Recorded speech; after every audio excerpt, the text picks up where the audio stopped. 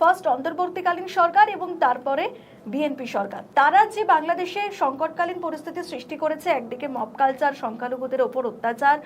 মূল্যবৃদ্ধি, সেটা তো রয়েছে, এবং 18 মাস একটা অস্থায়ী সরকার, এই অস্থায়ী সরকারের ওপর যতটা না রাগ তৈরি হয়েছে, এখন নির্বাচিত বিএনপি সরকারের বিরুদ্ধে তার রাগটা বেশি এই কারণে, কারণ নির্বাচিত সরকারের দায়িত্বটা অনেক বেশি এবং তারা সময়টা অনেকটা পাবেন 5 বছর। কিন্তু এই সময়ে যদি তারেক রহমান কোনো পরিস্থিতি লাগাম না টানতে পারেন, তাহলে তো তারা এটাই বলতে বাধ্য যে শেখ হাসিনার সরকারই ভালো ছিল। অ্যাটলিস্ট তাদেরকে কখনো শুনতে হয়নি যে এই চাল নেই, ডাল নেই, পেঁয়াজ নেই, কারণ শেখ হাসিনা সবসময় অন্য দেশ থেকে, যেগুলো ভারত ছাড়া অন্য দেশ থেকে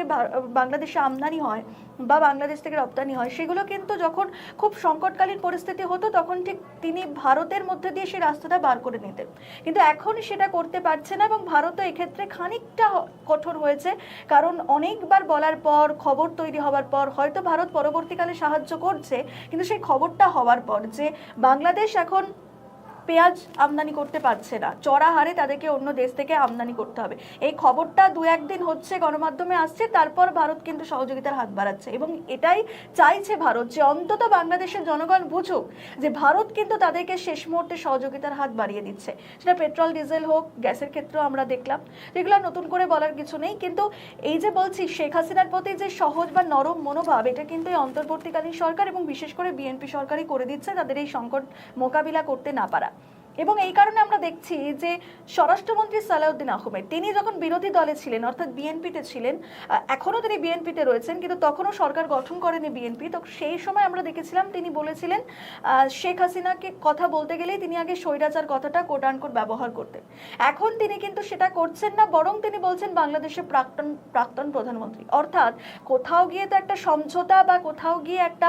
জায়গা তৈরি হয়েছে, সেই কারণেই তার এই শব্দবন্ধ ব্যবহারে সেটা কিন্তু চলে আসছে। একদমই তাই। এবং তিনি বলছেন যে আইনি প্রক্রিয়ার মাধ্যমে আমরা দেখব, অর্থাৎ শেখ হাসিনা যদি বাংলাদেশে ফেরেন, এটা যে আমরা বলছি যে তাকে সঙ্গে সঙ্গে আটক করে নেওয়া হবে, সেনা তাকে আটক করবে কিংবা পুলিশ তাকে আটক করবে, সেটা কিন্তু নয়। সেই জায়গাটা কিন্তু খোলা রাখছেন তারেক রহমানের সরকার,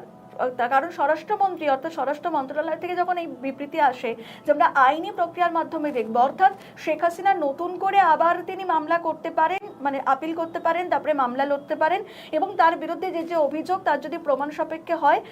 তাহলে তাকে ছেড়ে দেওয়া হবে, না হলে তাকে আবার অভিযুক্ত করা হবে। কিন্তু এখন প্রশ্ন শেখ হাসিনা সেই রিস্কটা নেবেন কিনা, কারণ দেশে ফিরে যেভাবে তাকে দেশ থেকে বাইরে